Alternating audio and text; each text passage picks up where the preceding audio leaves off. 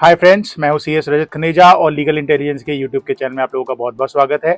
आज हम लोग डिस्कस करने वाले एक बहुत ही इंपॉर्टेंट जजमेंट जिसका नाम है Mardia Chemicals Limited versus Union of India. इस जजमेंट के बाद काफ़ी सारे अमेंडमेंट सरफेसी एक्ट 2002 में आए, तो चलिए डिस्कस करते हैं। Mardia Chemicals Limited versus Union of India and others, ये बहुत ही एक इम्पॉर्टेंट केस है और एक लैंडमार्क जजमेंट है जो कि सुप्रीम कोर्ट ने पास करी थी। इस केस के अंदर कॉन्स्टिट्यूशनल वैलिडिटी जो है सरफेसी एक्ट 2002 की चैलेंज करी गई थी।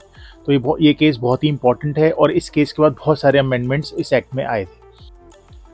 फैक्ट्स ऑफ द केस, तो फैक्ट्स यही थे कि industrial development bank of India IDBI ने एक नोटिस इशू किया था माडिया केमिकल्स लिमिटेड को सेक्शन 13 के अंदर। सेक्शन 13 जैसे हमने पहले भी डिस्कस किया हुआ है पिछली वीडियोस में कि इन्फोर्समेंट ऑफ सिक्योरिटी इंटरेस्ट की बात करता है। तो सेक्शन 13 के अंदर आईडीबीआई बैंक ने नोटिस इशू किया माडिया केमिकल्स लिमिटेड को, जिसमें कि उसने ये लिखा कि भाई जो भी आपके अरियर्स हैं वो आप 60 डेज में क्लियर कर लीजिए, जो भी आपके ड्यूज हैं उन्हें क्लियर करिए 60 डेज में। अगर आप 60 डेज में अपने ड्यूज को क्लियर नहीं करते हैं तो आईडीबीआई जो है अपना सिक्योरिटी इंटरेस्ट को इन्फोर्स करेगा without the intervention of the court. और डिफरेंट पार्टीज ने भी डिफरेंट फाइनेंशियल इंस्टीट्यूशंस के अगेंस्ट ये पिटीशन फाइल करी थी डिफरेंट हाई कोर्ट्स में for challenging the constitutional validity of the act. तो वो सारी पिटीशन जो थी वो ट्रांसफर हो गई थी सुप्रीम कोर्ट को, और सुप्रीम कोर्ट ने इन सारी पिटीशन को क्लब करके एक साथ कंसिडर किया था, क्योंकि वो सेम सब्जेक्ट मैटर पे थी जो कि constitutionality of the SARFAESI act के बारे में थी। तो एक साथ इनको क्लब करके इनको कंसिडर किया था सुप्रीम कोर्ट ने। इसी केस के अंदर जो है उनको भी कंसिडर करा गया था।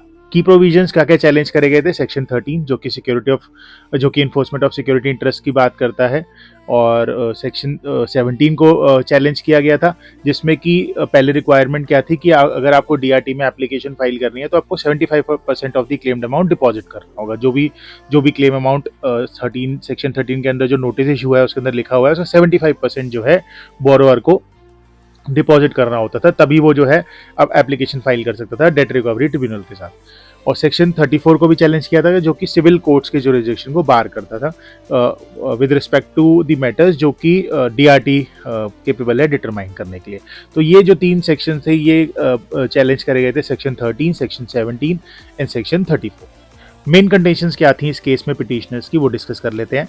सबसे पहले कंटेंशन जो थी पिटिशनर्स की वो ये थी कि ये जो एक्ट है बहुत ज़्यादा आर्बिटरी पावर्स देता है बैंक्स और फाइनेंशियल इंस्टीट्यूशंस को विदाउट एनी एडिक्वेट गाइडलाइंस और mechanisms for dispute resolution. Second contention ये था कि जो एक्ट है बहुत ज़्यादा वन साइडेड है और ये जो सिक्योर्ड क्रेडिटर्स हैं उनको बहुत ज़्यादा पावर देता है to take drastic measures like sale of property और taking over the management of the business without giving any opportunity to the borrowers of being heard, मतलब बिना किसी अपॉर्चुनिटी दिए गए बोरोअर्स को कि उनकी बात सुनी जाए। थर्ड जो कंटेंशन था वो ये था कि 75% जो डिपॉजिट करना था अपील फाइल करने के लिए सेक्शन 17 में, वो बहुत ज़्यादा अनरीजनेबल है और एक डेटरेंट है टू एक्सेसिंग जस्टिस। कि मतलब अगर 75% अगर डिपॉजिट करना है तो इससे ऑब्वियसली जो बोरोअर है जिनके पास ऑलरेडी पैसा नहीं है तो वो अपील फाइल ही नहीं कर पाएंगे, तो it is a deterrent to accessing justice. अब ये कंटेंशन सुनने के बाद जो है कोर्ट ने क्या इसका डिटेल्ड एनालिसिस किया और क्या रीजनिंग दी, हम वो डिस्कस करते हैं। डिटेल्ड एनालिसिस में थोड़ा बैकग्राउंड और लेजिस्लेटिव इंटेंट को डिस्कस करा था सुप्रीम कोर्ट ने, जिसमें कि कुछ इंपॉर्टेंट बातें बोली गई थी, वो यही थी, वो डिस्कस कर लेते हैं। वो ये थी कि the SARFAESI Act was enacted to address the issue of non performing assets to facilitate faster recovery of debts by financial institution. इसका मतलब ये है कि जो सरफेसी एक्ट था वो इनेक्ट इसलिए किया गया था ताकि जो एनपीएस, जो राइजिंग लेवल ऑफ एनपीएस हैं, उनको कम किया जा सके, जिससे कि फास्टर रिकवरी हो जो डेट दिया गया है फाइनेंशियल इंस्टीट्यूशन के द्वारा। सेकेंड जो था, जो ट्रेडिशनल लीगल प्रोसेस है, ट्रेडिशनल लीगल प्रोसेस जो इन्फोर्समेंट का था वो बहुत ज़्यादा लेंदी था और इनएफिशिएंट था, जिससे कि बहुत ज़्यादा लार्ज सम्स ऑफ मनी, जो डेट है, जो लोन दिया गया है बैंक्स का, वो ब्लॉक हो जाता था और जिससे कि इकोनॉमिक प्रोग्रेस भी हैम्पर होती थी। थर्ड बात जो डिटेल एनालिसिस में बोली गई थी वो ये थी कि जो एक्ट है ये रिकमेंडेशन एक नरसिम्हा कमेटी थी, उनकी रिकमेंडेशन पे ये एक्ट और को इनेक्ट किया गया था और डिफरेंट कमिटीज़ की रिकमेंडेशन पे ये इस एक्ट को इनेक्ट करा गया था, जो कि एक रोबस्ट मैकेनिज्म देता है to deal with the NPAs and to ensure financial liquidity. अब कोर्ट ने रीजंस क्या दिए अपनी जजमेंट देने से पहले? सबसे पहला उन्होंने ये बोला कि ये जो एक्ट है इसकी बहुत ज़्यादा रिक्वायरमेंट है क्योंकि ये जो एक्ट है ये जो राइजिंग लेवल ऑफ एनपीएज हैं उनके इशू को एड्रेस करता है ताकि फाइनेंशियल स्टेबिलिटी बनी रहे। और ये जो एक्ट है ये आर्बिटरीली इनेक्ट नहीं हुआ है, ये एक्ट जो है इनेक्ट हुआ है on the based of the recommendation of various committees and expert committees. जैसे कि मैंने आपको बताया नरसिम्हा कमेटी और डिफरेंट डिफरेंट कमिटीज के रिकमेंडेशन पे ये बनाया गया है, ये आर्बिटरी एक्ट नहीं है। और जो सेकंड कोर्ट ने रीजन दिया, जो क्लासिफिकेशन होता है एनपीएस का वो कोई आर्बिटरी क्लासिफिकेशन नहीं है कि बैंक को जब मनाया उसने, सिक्योर कैटर को जब भी मनाया उसने और जैसे चाहा वैसे एनपीए डिक्लेयर कर दिया किसी अकाउंट को। जो एनपीए का क्लासिफिकेशन होता है वो आर्बिटरी नहीं होता, it is guided by the RBI guidelines. Therefore the process for classification of NPA was not arbitrary. Third बात कोर्ट ने बोली कि जो ट्रांसपेरेंसी और फेयरनेस है वो यही डिमांड करता है कि जो सिक्योर क्रेडिटर है वो जो बोरोवर्स की ऑब्जेक्शंस या रिप्रेजेंटेशन को कंसिडर करे, और अगर वो रिजेक्ट कर रहा है तो उनके जो रीजंस हैं जिस बात पे उन्होंने रिजेक्ट किया गया वो उनको कम्युनिकेट करें। तो एक तो ये बोला, और लास्ट जो कोर्ट ने कोर्ट ने बहुत ही इंपॉर्टेंट बात बोली, ये बोली कि जो 75% की डिपॉजिट की जो रिक्वायरमेंट है ये बहुत ही अनरीजनेबल और ऑप्रेसिव है। तो उसने कोर्ट ने जो है बोला कि ये जो 75% डिपॉजिट की रिक्वायरमेंट है ये वॉयलेट करता है आर्टिकल 14 ऑफ द कॉन्स्टिट्यूशन को, जो कि गारंटी करता है इक्वलिटी बिफोर द लॉ। तो 75% डिपॉजिट की रिक्वायरमेंट को बहुत अनरीजनेबल बोला और कोर्ट ने उसको स्ट्रक डाउन कर दिया।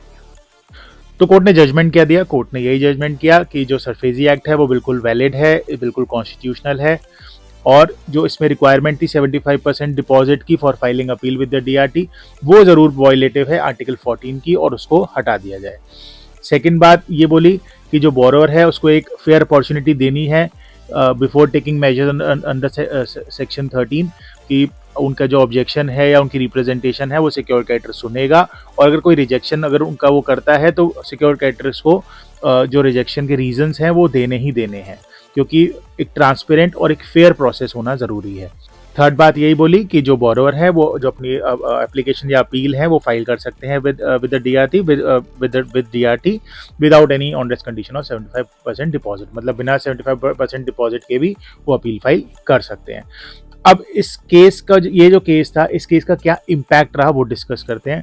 ये इम्पैक्ट यही रहा कि सबसे पहली बात, it reinforce the need for transparency, fairness and a balanced approach in the enforcement of security interest. क्योंकि जैसे ही हमने क्रेडिटर्स को एक अपॉर्चुनिटी दे दी उनकी बात को सुनने की बाय द सिक्योर क्रेडिटर्स, तो एक ट्रांसपेरेंसी और फेयरनेस आ जाती है, और इससे क्या है, ये जो डिसीजन हुआ it contributed to the more efficient and just financial system promoting economic growth and stability. तो ये एक ओवरऑल इम्पैक्ट रहा, और इसके बाद काफ़ी सारे अमेंडमेंट्स भी आए सरफेजी एक्ट के अंदर। सबसे पहला जो है इंसर्शन हुआ था सेक्शन 13(3)(a) का, सब सेक्शन 3A का सेक्शन 13 के अंदर, जिसके अंदर वही कि रिप्रेजेंटेशन या ऑब्जेक्शन का राइट दिया गया है बोरोवर को, और सिक्योर क्रेडिटर अगर रिजेक्शन करता है तो उसको रीज़न कम्युनिकेट करने हैं बोरोवर को। सेकंड जो है सेक्शन 17 की अमेंडमेंट हो गई। सेक्शन 17 में जो 75% डिपॉजिट की रिक्वायरमेंट थी वो हटा दी गई। वो ऑब्वियसली एक बहुत ज़्यादा अनरीजनेबल रिक्वायरमेंट भी थी, क्योंकि अगर लेट्स से 75% अमाउंट अगर जमा करना ही है डीआरटी के साथ बिफोर फाइलिंग द एप्लीकेशन, तो इससे अच्छा तो जो बोरोवर है वो उतना अमाउंट, जो ड्यू अमाउंट है वो बैंक को पे कर दे या सिक्योर क्रेडिटर को पे कर दे। तो ये जो कंडीशन थी ये बहुत ही ज़्यादा अनरीजनेबल थी, और कोर्ट ने इसको कंसिडर किया और इस चीज़ को हटा दिया। तो इसके बाद जो अमेंडमेंट आई उसमें 75% रिक्वायरमेंट जो थी डिपॉजिट करने की ऑफ द क्लेम अमाउंट वो हटा दी गई। इस केस की समरी और जो प्रेजेंटेशन मैंने अभी आपको जो दी है वो मैंने उसका लिंक जो है डिस्क्रिप्शन में डाल दिया है, वहाँ से डाउनलोड कर सकते हैं। And obviously these documents will help you in writing your exams. कोई भी आपकी क्वेरी और कंसर्न हो तो वो प्लीज़ कमेंट सेक्शन में लिखिएगा, I try to resolve those queries, और प्लीज़ सब्सक्राइब ज़रूर करिएगा। Have a nice day, bye bye.